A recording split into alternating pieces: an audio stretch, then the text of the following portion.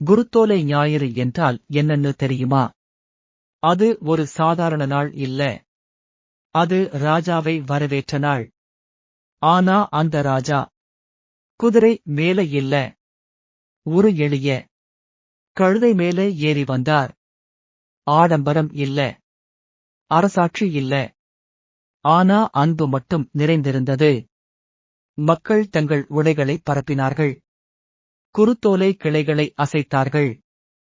ஹோசன்னா, ஹோசன்னா என்று முழங்கினார்கள். ஹோசன்னா என்பது எபிரேய மொழியில் இருந்து வந்த வார்த்தை. அந்த வார்த்தையின் அர்த்தம் இப்போதே ரட்சிக்கவும், எங்களை காப்பாற்றும் என்பதே. ஆனா தெரியுமா, அதே கூட்டம் சில நாட்களில் அவரை சிலுவையில் அறையுங்கள் என்று முழக்கமிடுவாங்க. அதுதான் மனித மனசு. மனுஷன் மாறுவா. ஆனா அவரோ மாறவே இல்ல.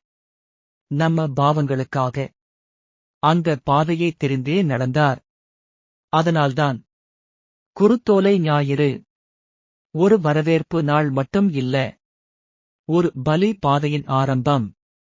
இன்று நீயும் கேள். நீ அவரை வரவேற்கிறாயா அல்லது மறுக்கிறாயா? இயேசு இன்னும் உங்களை நேசிக்கிறார். ஆமென்.